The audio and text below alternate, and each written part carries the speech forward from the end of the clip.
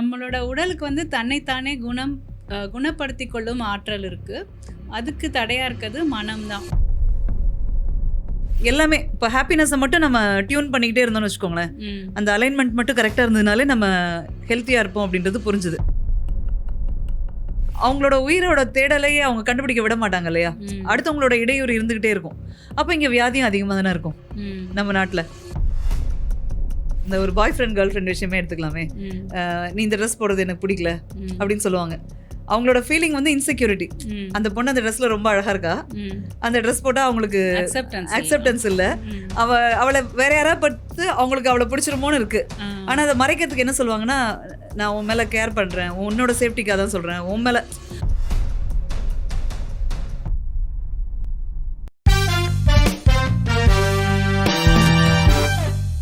வணக்கம்.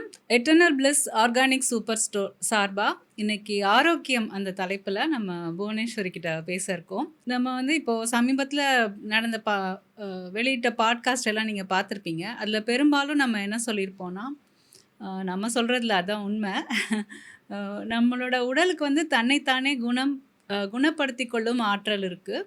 அதுக்கு தடையாக இருக்கிறது மனம்தான். நம்ம மனம் அதிகமாக வேலை செய்யும்பொழுது தான் உடலில் நிறைய மாற்றங்கள் நிகழுது. ஸோ அதுக்காக உடலும் சேர்ந்து போராடுற மாதிரி தான் இருக்குது அப்படின்ற மாதிரி இருக்குது. இப்போ இந்த மனநலத்தை எப்படி மேம்படுத்துறது அப்படின்னா, இப்போது எல்லாருமே ஏதோ ஒரு வழி, மருத்துவ முறை, சிகிச்சை முறை ஏதோ ஒன்று ஃபாலோ பண்ணிக்கிட்டே இருப்பீங்க. டக்குன்னு நம்ம சொன்னோன்னே இன்னொன்றுக்கு மாறத்துக்கும் உங்களுக்கு ஒரு சின்ன தயக்கம் இருக்கும். ஆனால் ரொம்ப எளிய தீர்வான இந்த மலர் மருத்துவம் எப்படின்னா, நீங்கள் என்ன இதை ஃபாலோ பண்ணாலும் அதையும் பண்ணிக்கிட்டே, இது ஒரு காம்ப்ளிமெண்ட்ரி தெரப்பின்னு வச்சுக்கோங்களேன். அப்படியே இது ஆல்டர்னேட்டிவ் கிடையாது. இது தனியாக இது மட்டும் பண்ணணும்லாம் அவசியம் இல்லை. அதோடு சேர்ந்து இதையும் நீங்கள் எடுத்துக்கும் பொழுது, இல்லை அந்த மருந்தே வேண்டாம், அந்த உணர்வு நிலைக்கு நீங்கள் வந்தாலே வந்து உங்களோட ஹீலிங் கொஞ்சம் கொஞ்சமாக தானாக நடக்க ஆரம்பிக்கும். அப்போது நீங்கள் அந்த மருந்து மாத்திரைகளை நிறுத்திட்டு நல்ல நிலைக்கு வர முடியும். இப்போது புவனேஸ்வரி வந்து இந்த புத்தகம் எழுதியிருக்காங்க, மலர் மருத்துவம் அகப்பயணம் சொல்லிட்டு. எங்கள் 3 பேரில் நானும் என் தங்கச்சியும் வந்து ரொம்ப காம்ப்ளெக்ஸாக யோசிப்போம். இப்போ ஒரு எக்ஸல் ஷீட் ஓப்பன் பண்ணால் கூட எங்களில் 10 டேப் இருக்கும். ஆனால் இவ புவனா வந்து ரொம்ப சிம்பிளாக யோசிக்கிறவ. அதனால இவளுக்கு ரொம்ப பிடிச்ச சப்ஜெக்டாக இது மாறிச்சு. மலர் மருத்துவம் நாங்கள் எல்லாருமே படித்தாலும் அவளுக்கு வந்து அவளோட புரிதல் இதில், அவள் ரொம்ப சென்சரி பர்சன். அதனால ரொம்ப ஈஸியாக அவளால் இதில் பயணிக்க முடிஞ்சுது. நாங்கள் படிக்க ஆரம்பித்த காலத்தில் வீட்டில் குழந்தைங்களுக்கு ஒரு சின்ன சின்ன மருந்துகள் கொடுத்து நல்ல விளைவுகளை நாங்கள் பார்த்துருக்கோம் கண்கூடா. பிள்ளைங்களே சொல்லும், எனக்கு இது இருக்குமா, அது மிமுலஸ் கொடு, அது கொடு, அப்புறம் ஸ்டார்டிங் ட்ரபிள் இருக்குது, இந்த மருந்து கொடு அப்படிங்கிற மாதிரி சொல்லும். இப்போ நம்ம புவனேஸ்வரி கிட்ட இந்த மலர் மருத்துவம் பற்றி பேச இருக்கிறோம். அதை 2 பகுதியாக பிரிச்சுக்கலாம். இன்றைக்கி வந்து ஒரு சிம்பிள் இதுவாகும், அடுத்து ஒரு புரிதலுக்காக அட்வான்ஸ்டாகவும் பேசலாம்.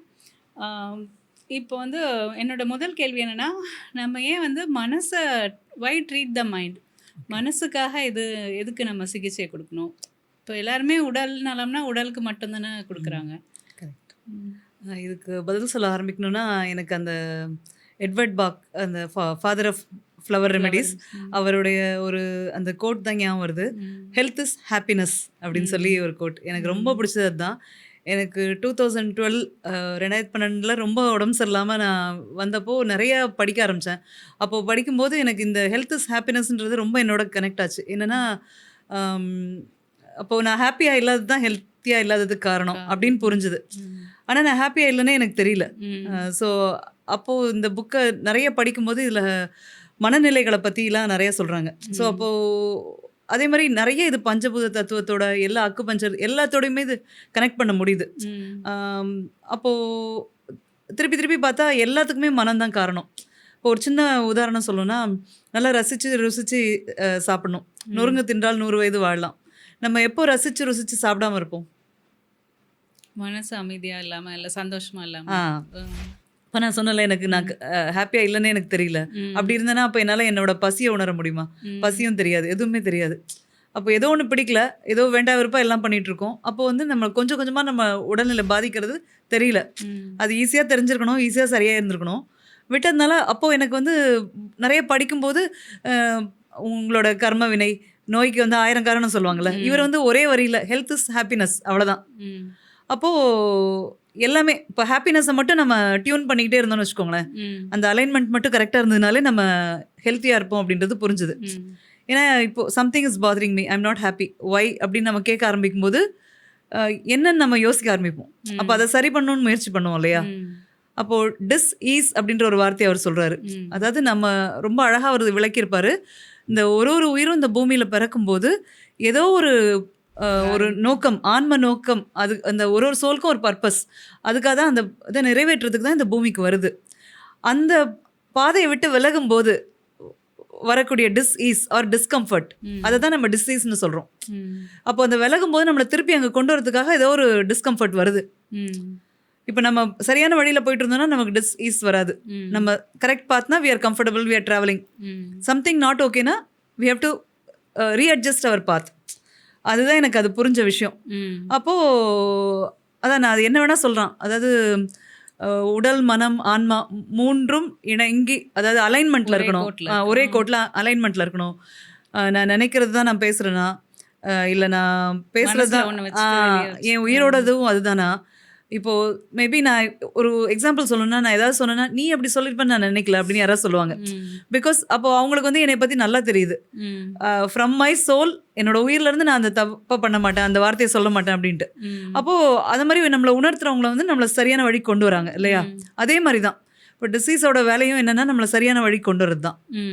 அப்போது பூராவுமே நம்ம அந்த பர்பஸ், அதுக்கு அவர் வந்து ஃப்ரீ தை செல்ஃப்னு ஒரு புக் இருக்கும். அதுக்குள்ளே அந்த நிறைய அவர் எழுந்ததில் ஒரு 3 இது கிளாசிக் மாதிரி. அதில் ஒரு ரொம்ப அழகான ஒரு எக்ஸாம்பிள் சொல்லுவார். ஒரு குழந்தை வந்து அவங்க அம்மாவோட பிறந்தநாளுக்காக ஒரு வீடு வரைஞ்சிட்ருப்பா. அவளுக்கு வந்து அந்த ப்ளூ பிரிண்ட் அவள் மனசில் இருக்க, அவள் அப்படியே அதை வரைஞ்சிட்ருக்கா. இன்னும் கொஞ்சம் நேரத்தில் அது முடிச்சிருவா, அது அம்மாவுக்கு அது பெஸ்ட் பர்த்டே கிஃப்டாக இருக்கும் அப்படின்ற மாதிரி. அப்போ நடுவில் யாரோ ஒருத்தர் போயிட்டு இங்கே ஒரு ஜன்னல் போடலாமே, இந்த இடத்துல கதவு போடலாமேனா என்ன ஆகும்? அந்த இது மாறிடும். அப்போ என்னென்னா, இப்போ நம்ம ஆத்மாவோட, நம்ம உயிரோட ஈடுபாடோட முழுமையாக நம்ம ஒன்று செய்யும்போது அது நமக்கும் அந்த கனெக்ஷன், அது தானாக அது மெசேஜ் கிடச்சிட்டே இருக்கும். அது நம்ம படித்து ரெஃபர் பண்ணி அடுத்தவங்க சொல்லி வர போகிறதில்ல இல்லையா? அப்படி வரும்போது நம்ம ஒரு 10 மணி நேரம் கூட அந்த வேலையை செய்யும்போது நம்மளுக்கு ஒரு எந்த தொந்தரவும் இடையில வராது. ஃப்ளோ இருக்கும் இல்லையா? அந்த ஃப்ளோ அண்ட் மொமெண்டம் எல்லாமே இருந்துகிட்ருக்கும். அப்படி இல்லாமல் யாரோ சொன்னதை நம்ம செய்கிறோன்னா அதில் அந்த உயிரோட்டம் இருக்காது. அதை ஒன்று நான் புரிஞ்சுக்கிட்டேன். அப்புறம் அந்த ஃப்ரீ தை செல்ஃப்னா நம்மளை உங்களை விடுவிக்கணும், விட்டு விடுதலை ஆகின்னு தான் அதுக்கு டைட்டில் போடணும். நம்ம அந்த ஒரு ஃப்ரீடமோட நம்ம என்ன செஞ்சாலுமே அது வந்து நம்ம வி ஆர் இன் சோல் கைடன்ஸ்னு தானே அர்த்தம். அப்போ அகைன் நம்ம சமுதாயம் மாதிரி ஒரு சமுதாயத்தில் எந்த அளவுக்கு குடும்பத்தை நம்ம ரொம்ப முக்கியம்னு சொல்கிறோமோ அந்த அளவுக்கு நம்மளை இடையூறுகளையும் நம்ம பார்க்குறோம். வளர்ந்தவங்களை கூட வளர்ந்தவங்களா கன்சிடர் பண்ணாமல் ஒரு 15 இயர்ஸ்லேயே வெளில போய் நீ உன்னை பார்த்துக்கோன்னு சொல்கிற கல்ச்சரும் இதே 2026 இருக்குது. காலகாலமாக அவங்க அப்படி தான் இருக்காங்க. ஆனால் இங்கே வந்து நான் என் 51 வயசு குழந்தை, 60 வயசு கூட குழந்தைன்னு தான் சொல்லுவேன், நான் தான் பார்த்துப்பேன். அப்படி இருக்கும்போது அவங்களோட உயிரோட தேடலையே அவங்க கண்டுபிடிக்க விட மாட்டாங்க இல்லையா? அடுத்தவங்களோட இடையூறு இருந்துக்கிட்டே இருக்கும். அப்போ இங்கே வியாதியும் அதிகமாக தானே இருக்கும் நம்ம நாட்டில். அதை தான் நம்ம பார்க்குறோம். அந்த எட்வர்ட் பாக் சொன்னதில் அந்த பிறர் ஆதிக்கமே இணக்கமின்மை அப்படின்னு. இப்போ இதில் எனக்கு என்ன தோணுதுன்னா, இந்த டூயிங் வாட் அதர்ஸ் சே. இப்போ ஒருத்தர் சொல்லி நம்ம செய்கிறோம், ஆனால் நம்ம கல்ச்சரில் அது எப்படி பார்க்கப்படுதுன்னா, நான் சொன்னது நீ செய்யலை, அதுதான் எப்போ பார்த்தாலும் ஒரு குற்ற உணர்ச்சி நம்மளை உருவாக்கிடுது. ஆனால் எல்லாரையும் பார்த்தீங்கன்னா அவங்கவுங்க அவங்களுக்கு பிடிச்சது தான் செஞ்சிட்ருப்பாங்க. ஆனால் மற்றவங்கள மட்டும் தான் சொன்னதை செய்யணும், இல்லை உலகம் எப்படி இருக்குது இதை செய்யணும் அப்படிங்கிற எதிர்பார்ப்பு இருக்குது. இப்போது இது ஒரு கரெக்டான இதுதான். அப்போது அந்த அலைன்மெண்ட் மாறும்போது தான் அந்த டிசீஸ் வருதுன்னு கேள்விப்படுறோம். அப்புறம் அதில் அவர் வந்து சுலபமாக ஒன்று சொல்கிறார் இல்லையா, அந்த 7 இதுக்குள்ளே வரையறுக்கிறாரு, 7 காரணங்கள் நம்மளோட இது. அப்புறம் அந்த வெங்காயத்தோட அது ஒரு நல்ல எக்ஸாம்பிளாக சொல்லுவார். லேயர்ஸ் மாதிரி. இப்போது எதுனாலுமே மலர் மருத்துவத்தில் குழந்தைகளை குணப்படுத்துறது ரொம்ப ஈஸி. ஏன்னா அவங்க நிறைய லேயர்ஸ் ஃபார்ம் பண்ணியிருக்க மாட்டாங்க. ஆனால் பெரியவங்க வந்து ஓவர் த இயர்ஸ் இவ்வளோ வருஷம், இப்போ எனக்கு ஒரு 50 வயசுனா எனக்கு ஒரு 10 லேயராக வந்திருக்கும் அந்த மாதிரி. அப்போ அதை பற்றி கொஞ்சம் விளக்கமாக. ஓகே, அதான் அந்த 7 மனநிலைன்னு அவர் பிரிச்சிருக்கிறது ரொம்ப இன்ட்ரெஸ்டிங்காக இருக்கும். என்னென்னா குழப்பம், துயரம், நிகழ்காலத்தில் விருப்பமில்லை, அப்புறம் ஏதாவது ஒரு பிறர் சொல்கிறது அல்லது பிற விஷயங்கள்னால எளிதில் பாதிக்கப்படுவாங்க அவங்க, அந்த மாதிரி ஒன்று சொல்லுவார். அப்புறம் அடுத்தவங்க மேலே ஓவர அதீத அக்கறை அப்படின்னு சொல்லுவார். தனிமை, மாதிரி ஒரு 7 பயம், முதல்ல வந்தது பயம் சொல்லுவார். ஸோ இந்த 7 வந்துருமா, அதுக்குள்ள உட்பிரிவுகளும் இருக்கும். இப்போ இந்த 7 மனநிலை வந்து பார்த்தீங்கன்னா, அந்த பயம்னு வரும்போதே இனம் புரியாத பயம்னு சொல்லுவாங்க. அதை பற்றி சொல்லுவார். அப்புறம் காரணம் என்னன்னு தெரிஞ்ச பயம், அப்புறம் கடும் பயம், ரொம்ப திகிலா இருக்குன்னு சொல்லுவாங்கல்ல, அந்த மாதிரி ஒரு பயம். அது மாதிரி அவர் ஒன்று அதை அனலைஸ் பண்ணும்போது நான் அதை எப்படி புரிஞ்சுக்கிட்டேன்னா, தொடர்ந்து அதை படிக்கும்போது நம்மளால ரிலேட் பண்ண முடியுது, இது என்ன ஏது அப்படின்னு சொல்லிட்டு. இன்னொன்று, கோவத்தை பற்றி அவர் பேசவே மாட்டார். ஆனால் அந்த பதட்டத்தை பற்றி ஒரு இடத்துல வரும், அவுட் ஆஃப் கண்ட்ரோல் பிஹேவியர் அந்த மாதிரி ஒன்று வரும். வேற காரணம். அந்த பயத்துக்கு கீழே தான் அந்த அவுட் ஆஃப் கண்ட்ரோல் பிஹேவியர்னு ஒன்று வரும். அதே மாதிரி தனிமைன்னு சொல்லுவார். தனிமையிலேயே அதில் ஒரு 3 கேட்டகரி இருக்கும். ஒன்று வந்து யாராவது ஒரு கிடைச்சா போதும் அவங்க கிட்ட கதை சொல்கிறதுக்கு, அவங்களால தனிமையை ஹேண்டில் பண்ண முடியாது. ஒருத்தர் மாட்டினாங்கன்னா காலி, அவங்க கதையை சொல்லிக்கிட்டே இருப்பாங்க அந்த மாதிரி. இன்னொரு கேட்டகரி வந்து அவங்களுக்கு தனிமை பிடிக்கும், அவங்களால அந்த தனிமைன்ற ஸ்பேஸை விட்டு ஈஸியாக வெளில வர முடியாது. அந்த மாதிரி அவங்களே அவங்களோட இதை ப்ராசஸ் பண்ணிப்பாங்க. அப்போ அதை பற்றி எனக்கு கவிதையை எழுதணும்னு ஒரு ஆசை வந்தது. அந்த தனிமை கீழே அந்த வாட்டர் வயலட்னு ஒரு இது, அந்த புக்கோட கவரே தான் இருக்கும். அந்த வாட்டர் வயலட்டில் வந்து நான் அந்த ஒரு லைனில் எழுந்தது என்னென்னா, என்னை தழுவும் சோகம் என்னை கழுவி போகும், அந்த ஒரு லைன். இப்போ எனக்கு ஏதோ பெயின் இருக்குது, ஆனால் நானே அதை சரி பண்ணிக்கிறேன், ஐ எம் ப்ராசஸிங் இட். அந்த அந்த அதுவே என்னை கழுவி என்னை சரி பண்ணுது, அந்த மாதிரி அந்த ஒரு லைன் அது. அதுக்கப்புறம் பார்த்தீங்கன்னா, என்னை தழுவும் சோகம் என்னை கழுவி போகும். இப்போ அந்த சோகம் ஏன் வருதுன்றதுக்கு ஒரு காரணம் இருக்குது, அது என்னை சரிப்படுத்துறதுக்கு வருது. அப்படி இருக்கும்போது அந்நேரத்தில் நான் வந்து ஒரு தனிமையாக இருந்தால் தானே அது நடக்கும். அப்படி இருக்கும்போது அது அப்படி இல்லாமல் நம்ம வேற யாரோ வந்து நம்மளை சரி பண்ணணும்னு நினைக்கிறாங்க, தூக்கி விடணும்னு நினைக்கிறாங்க. அப்படின்னா அந்த சோகம் அதோட பர்பஸ் சர்வ் பண்ணாது இல்லையா, அது செய்ய வேண்டியதை செய்யாமல் அந்த முழுமையான குணம் வராது. ஆனால் இந்த வாட்டர் வயலட் கேரக்டர் இருக்கவங்கள பார்த்தா வெளியிலேருந்து பார்க்குறவங்களுக்கு ரொம்ப கர்வம், அவங்க யாரோடையும் சேர மாட்டுறாங்க அந்த மாதிரி தோணும். ஸோ அதில் இன்னொரு கேட்டகரி வந்து இம்பேஷன்ஸ், பொறுமை இல்லாமல். அதை எப்படி தனிமை கீழே போடுவாங்க அப்படின்னு பார்த்தா அது ரொம்ப இன்ட்ரெஸ்டிங்காக இருக்கும். பதட்டம், பொறுமை, அவசரம் அந்த மாதிரி அதில் வரும். அது என்னென்னா, அவங்க அந்த வேலையை நானே பண்ணிடுறேன் கூடன்னு சொல்லிடுவாங்க. அவங்களால அந்த ஒருத்தர் ஸ்லோவாக செய்கிறத தாங்கவே முடியாது, இரிட்டேட் ஆவாங்க. ஏன்னா அவங்களுக்கு அந்த இம்பேஷன்ஸ், பொறுமை இல்லாததுனால. ஸோ அதனால் அவங்க தனிமைப்படுத்தப்படுவாங்க. ஏன்னா அவங்களோட ஸ்பீடுக்கு இல்லை அவங்க எதிர்பார்க்குற மாதிரி அடுத்தவங்க செய்யலைன்றதுனால எல்லாமே அவங்க செய்கிற மாதிரி ஆயிரும். இப்போ பார்த்தீங்கன்னா, இது ஒரு சின்ன எக்ஸாம்பிளுக்கு தான் நான் இந்த தனிமை கேட்டகரி பற்றி சொல்கிறேன். அதில் 3 விதமாக இருக்குது. உதாரணமாக அந்த இம்பேஷன்ஸ் நான் சொன்னபடி இப்போ தான் சொன்னேன். அதில் வந்து ஒருத்தருக்கு அந்த ஒரு பொறுமையாக இருக்க முடியல, அடுத்தவங்களோட நிதானத்தோடு இணங்கி போய் ஒன்றா வேலையை முடிச்சா போதும்ல, நானே முடிச்சிடுறேன் அந்த மாதிரி அந்த இரிட்டபிலிட்டி, அதுதான் இம்பேஷன் சொல்கிறாங்க. இன்னொன்று அந்த ஹெதர்னு ஒன்று வரும். ஹெதரில் தான் பார்த்திங்கன்னா அவங்களுக்கு தன்னோட புராணத்தை பேசுறது ரொம்ப பிடிக்கும். அதனால் அவங்களுக்கு தனிமையை ஹேண்டில் பண்ண முடியாது. யாராவது வந்தாங்கன்னா மாட்டினாங்க சொல்லிக்கிட்டே இருப்பாங்க அந்த மாதிரி. ஸோ ஒருத்தர் நினைப்பாங்க அந்த ஹெதர் கேரக்டரிஸ்டிக் இருக்கவங்க ரொம்ப ஃப்ரெண்டாக விரும்புகிறாங்க அப்படின்ட்டு, அடுத்தவங்களோட கம்பெனியை விரும்புகிறாங்க. ஆக்சுவலாக பார்த்தீங்கன்னா it's serving their own purpose தான். அவங்களுக்கு தனிமை பிடிக்காது, என்னை பாரு என்ன அழகை பாருன்னு அந்த அவங்களோட பெருமையை பேசுறதுக்கு தான் அவங்க அந்த மாதிரி கேட்பாங்க. அடுத்து இந்த வாட்டர் வயலட் வந்து வெளியிலேருந்து பார்க்குறவங்களுக்கு இவங்க திமிர் பிடிச்சவங்க, கர்வம், யாரோடையும் சேர மாட்டாங்க அப்படி தோணினாலும் அவங்க there are some people who need that space to process their own feeling. So இந்த மாதிரி ஒன்னொன்னையும் ரொம்ப அழகாக போட்டிருப்பாரு. ஸோ அந்த இது எனக்கு எப்போ அது ரொம்ப பிடிச்சது, நல்லா புரிய ஆரம்பிச்சதுன்னா, இப்போ ஒருத்தர் வந்து அவங்களோட அடிப்படை உணர்வு வந்து பொறாமையாக இருக்கும். ஒரு சின்ன இந்த ஒரு பாய் ஃப்ரெண்ட் கேர்ள் ஃப்ரெண்ட் விஷயமே எடுத்துக்கலாமே. நீ இந்த ட்ரெஸ் போடுறது எனக்கு பிடிக்கல அப்படின்னு சொல்லுவாங்க. அவங்களோட ஃபீலிங் வந்து இன்செக்யூரிட்டி. அந்த பொண்ணு அந்த ட்ரெஸ்ல ரொம்ப அழகா இருக்கா, அந்த ட்ரெஸ் போட்டால் அவங்களுக்கு அக்செப்டன்ஸ் இல்லை, அவளை வேற யாராவது பார்த்து அவங்களுக்கு அவளை பிடிச்சிருமோன்னு இருக்கு. ஆனால் அதை மறைக்கிறதுக்கு என்ன சொல்லுவாங்கன்னா, நான் உன் மேலே கேர் பண்ணுறேன், உன்னோட சேஃப்டிக்காக தான் சொல்கிறேன் உன் மேலே. அப்போ வந்து பார்த்தீங்கன்னா இந்த அதீத அக்கறை அடுத்தவங்க மேலே இருக்க மாதிரி காட்டுறவங்க எல்லாருமே பார்த்தீங்கன்னா அவங்களோட அண்டர்லைங் அந்த ஃபீலிங் வந்து வேற ஏதோ ஒன்றா இருக்கும். இப்போ அதை ஒன்னொன்னையும் நம்ம புரிஞ்சுக்க ஆரம்பிக்கும் போது நம்ம நிறைய கண்டிஷன்லேருந்து வெளியே வந்துடுறோம். அக்ரிமணின்னு ஒரு கேரக்டர் இருக்கும், அவங்கள எல்லாருக்கும் பிடிக்கும், உற்சாக ஊற்று, சிரிச்சுட்டே இருப்பாங்க. ஆனால் அவங்களுக்குள்ள என்ன கஷ்டம் இருக்குன்னு யாருக்குமே தெரியாது, உள்ளே அழுகிறேன் வெளியில் சிரிக்கிறேன்ற மாதிரி கேரக்டர் அவங்க. அப்போ அவங்களுக்கு வந்து ஏதாவது ஒரு அடிக்ஷன் இருக்கும், டீ குடிக்கிறது, காஃபி குடிக்கிறது, தம் அடிக்கிறது, ஏதாவது ஒன்று இருக்கும். நிறைய கிரியேட்டிவ் பீப்புள் அந்த கேட்டகரியில் வருவாங்கன்னு நினைக்கிறேன். அவங்க வந்து தன்னை வந்து ரிஃப்ரெஷ் பண்ணுறதுக்கு அவங்க ஏதாவது ஒரு மெட்டீரியல் கிட்ட போகிறாங்க, ஒரு சப்ஸ்டன்ஸ் அப்யூஸ் மாதிரி, ஓவர் யூஸ் மாதிரி அதுக்கு போகிறாங்க. ஸோ அக்ரிமணி அந்த மாதிரி. பட் வெளியிலேருந்து பார்க்கும்போது தேர் ஹாப்பி பீப்புள். ஆனால் அந்த சிரிப்புக்கு பின்னாடி ஏதோ ஒரு சோகம் இருக்குது அந்த மாதிரி. ஸோ ஆனால் அவங்களுக்கே அது தெரியுமான்னு தெரியல, அவங்க ஏதோ ஒரு இது கவர் பண்ணிட்டு தான் அப்படி இருக்காங்களா அப்படின்ட்டு. ஸோ அந்த ஒரு லேயருக்குமே அந்த மாதிரி ஒன்று வரும்.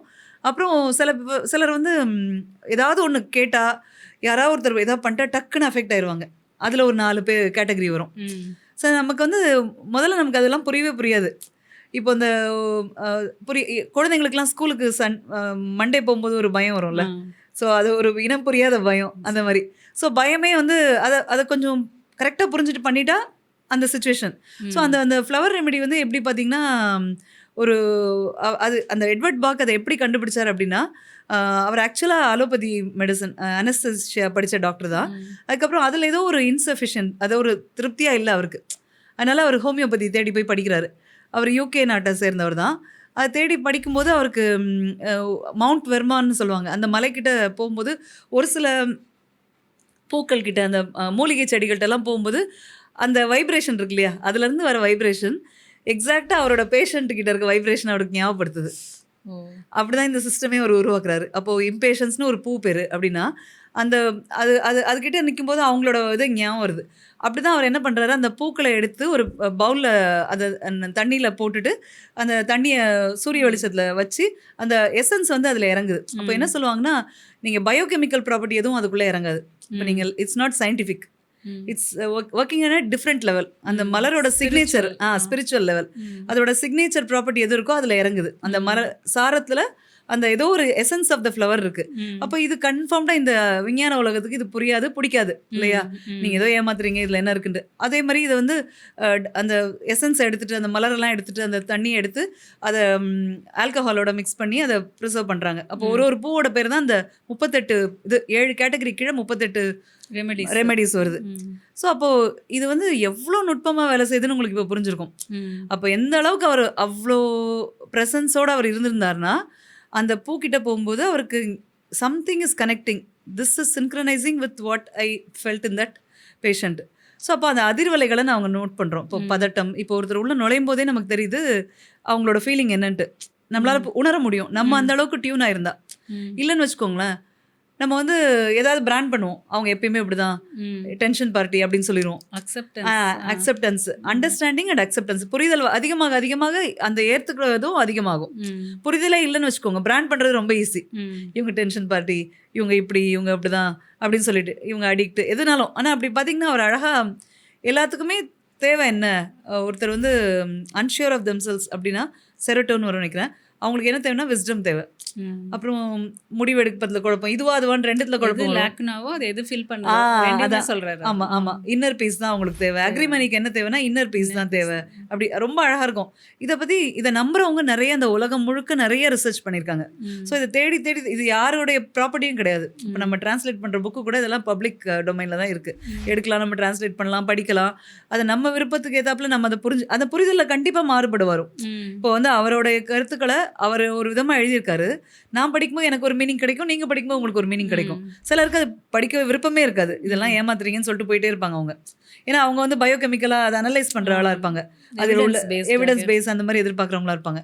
ஆனா என்ன இது திரும்பி திரும்பி இது என்ன சொல்லுது அப்படின்னா, அந்த அலைன்மெண்ட்டை பத்தி சொல்லுது. அப்போ நம்ம வந்து உடல், மனம், ஆன்மா மூணும் ஒருங்கிணைந்து ஒரே நேர்கோட்டில் இருக்கா அப்படின்னு நம்ம புரியறதுக்கே நம்ம வாழ்க்கை முறையில் எவ்வளோ ஒரு நிதானம், மென்மை வேணும்னு பார்த்துக்கோங்க. அப்போ இந்த இயந்திர உலகத்தில் இப்போ எனக்கு தலைவலி இன்னைக்கு ஏன் வந்ததுன்னா, தண்ணி சரியாக குடிக்கல, அதனால தான். வெயிலில் போனேன், தண்ணி நிறைய குடிக்கல, போதுமான அளவு குடிக்கல, ஓய்வு எடுக்கல, சரியாக தூங்கல, இந்த மாதிரி எல்லா காரணமும் சேர்ந்து தான் தலைவலி வரும் அப்படின்னா, அப்போ நம்ம என்ன பண்ணணும்? தண்ணி குடிக்கணும். ஓகே, இப்போ நான் வந்து வேலையில் இருந்தேன், கவனிக்காமல் விட்டேன், தண்ணி குடிக்கணும். இன்றைக்கி ஈவினிங் எனக்கு நான் வீட்டுக்கு வந்தோடனே எனக்கு தலைவலிக்குது. அப்போ நம்ம என்ன பண்ணுவோம்? தண்ணி குடிக்கணும். அப்புறம் என்ன பண்ணலாம்? ப்ரையாரிட்டைஸ் பண்ணி ஸ்க்ரீன் டைம் எல்லாம் குறைச்சிட்டு நம்ம லைட்டெல்லாம் ஆஃப் பண்ணிட்டு நல்லா தூங்கலாம். ரிலாக்ஸ் பண்ணணும், தூங்கணும் இல்லையா? அந்த உடல் அந்த சமநிலை மாறி இருக்கு, குளிர்ச்சி குறைஞ்சி வெப்பம் அதிகமாக இருக்குது, தலைவலி அதிகமாக இருக்குது. அப்போ தண்ணி தான் உடம்பு கேட்குது. இப்போ தண்ணி நிறைய குடிச்சு அமைதியாகி அந்த நிதானத்துக்கு வந்து அந்த ரெஸ்ட்டு கொடுத்து தூங்கி மறுநாள் நல்லாகிறதுக்கு வாய்ப்பு இருக்குது. ஆனால் வந்ததுக்கு அப்புறமும் நான் திருப்பி ஃபுல்லாக ஃபோனை பார்த்துட்டு திருப்பி நைட் சரியாக தூங்காமல் தண்ணி குடிக்காமல் நான் பக்கத்தில் இருக்க ஹாஸ்பிட்டலில் போய் மாத்திரை வாங்கினா என்ன ஆகும்? தலைவலிக்கு நான் மாத்திரை வாங்கினா என்ன ஆகும்னா, ஏதோ ஒரு ஃபிக்ஸு. அப்போ வந்து குயிக் ஃபிக்ஸ் அந்த சிம்டம்க்கு மட்டும் ட்ரீட்மெண்ட், ரூட் காஸ் பத்தி யோசிக்காம இன்னைக்கு சிம்டம் சரியாகணும். நிறைய அம்மாங்க பார்த்தீங்கன்னா அவங்க உடம்பு சரியில்லைன்னா எல்லாரும் ரொம்ப அக்கறையாக மாத்திரை வாங்கி கொடுப்பாங்க. ஏன் அப்படின்னா, ரொட்டீனுக்கு வரணும். இன்னைக்கு மாத்திரை போட்டு நாளைக்கு நீ சமைச்சு கொடுக்கணும். ஏன்னா அம்மா இல்லாட்டி அங்கே வேலை நடக்காது. அப்போ பார்த்தீங்கன்னா ரெக்கவரி டைம் கொடுக்க மாட்டாங்க. அப்போ வந்து இந்த புக்கு இந்த எட்வர்ட் பாக் கருத்துக்கள் மேலே ஒருத்தருக்கு விருப்பம் வருது அப்படின்னா, அவங்க நம்பிக்கை வருது அப்படின்னா, அவங்களுக்கு இந்த நிதானம் இதுக்குரிய நேரத்தை கொடுக்கறதுக்கான ஆளாக அவங்க இருக்கணும். ஹெல்த் இஸ் ஹாப்பினஸ்ன்னு சொல்கிறத நம்புறவங்களா இருக்கணும். அது எப்படி ஹாப்பியாக இருக்க முடியும் எப்போவுமே?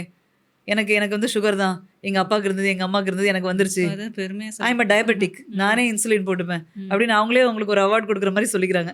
ஸோ அந்த மாதிரி அதை ஒரு கண்டிஷனை வந்து அவங்க ஒரு இதை டயபெட்டிக் மேனேஜ்மெண்ட் அப்படிங்கிறாங்க. ஸோ டயபெட்டிக் இருக்க தான் செய்யும், மேனேஜ் பண்ணும். அப்போ இவ்வளோ வருஷமாக இப்படி ஒரு வியாதியே இல்லையே, ஏன் இப்போ இதை பற்றி சொல்கிறீங்க? இப்போ யங் கேர்ள்ஸ்லாம் PCOS PCODங்கிறாங்க. இதை மாதிரி நம்ம கேள்விப்பட்டதே இல்லை. இப்போ ஏன் எல்லாரும் சொல்கிறீங்கன்னா கிராமத்தில் இருக்கவங்களுக்கு கூட அது வருதுங்கிறாங்க. அப்போ இது வரைக்கும் நம்ம கேள்வியே படலை. அப்போ ஒரு தலைமுறைக்கு அப்புறம் இது புதுசாக வருது, எல்லாரும் அதை சொல்கிறாங்க. அதுவும் பார்த்தீங்கன்னா மேபி லைஃப் ஸ்டைல் ரிலேட்டடாக இருக்கலாம். டயபெட்டிக் வந்து லைஃப் ஸ்டைல் ரிலேட்டட்னு சொல்கிறாங்க. உடல் உழைப்பு குறைவாக இருக்குது, நம்ம உண்ற உணவோட செரிமானம் சரியில்லை, அந்த மாதிரி சொல்கிறாங்க. ஸோ ஒன்னொன்றுக்கும் நீங்கள் கொஞ்சம் நேரம் எடுத்து அதை அனலைஸ் பண்ணி நம்ம வாழ்க்கை முறை கொஞ்சம் மாற்றிக்கிட்டாலே வியாதியே கிடையாது, மருந்து மாத்திரையே தேவையில்லை. ஒருத்தரோட மைண்ட் செட்டில் இது ஆல்ரெடி இருக்குன்னு வச்சுக்கோங்களேன். இந்த மிதப்பு அல்லது மயக்க நிலை அல்லது பதட்டம், அந்த ஒரு துயரம், பயம், இதெல்லாம் இருந்ததுன்னா they are creating a situation of emergency. இப்போ ஒரு ஆக்சிடென்ட் ஆகுதுன்னா எல்லாரும் அங்கே கத்துவாங்க, எல்லாரும் போய் கூட்டம் சேர்ந்துருவாங்க. அவங்களுக்கு மூச்சு விடுறதுக்கு இடம் கூட விட மாட்டாங்க. ஃபோட்டோ எடுப்பாங்க, வீடியோ எடுப்பாங்க. இப்போ வழக்கமாக நம்ம பேசுகிறோம், அதை ஒருத்தர் ரசிக்கிறாங்க, நம்ம கூட இருக்கு, அது ஒரு சுச்சுவேஷன். ஆனால் ஏதோ ஒன்று நம்மளை அஃபெக்ட் பண்ணியிருக்கு, நம்ம அதை விட்டு முழுசாக வெளில வரல அப்படின்னா நம்ம அடுத்தவங்களுக்கு ஒரு சுமையாகவே மாறிடுறோம். ஒரு ஜென்ரேஷன் மேலே பொறாமை இருக்கும். அவங்க கூட அவங்க ஏஜில் உள்ளவங்ககிட்ட போட்டி பொறாமையோடு இருப்பாங்க. அவங்க இறந்து போனப்புறம் அவங்க பிள்ளைங்கிட்ட அதே போட்டி பொறாமையை கொண்டு வருவாங்க. ஸோ அந்த போட்டி பொறாமைன்ற கேரக்டரிஸ்டிக் அவங்ககிட்ட இருந்துகிட்டே இருக்குது.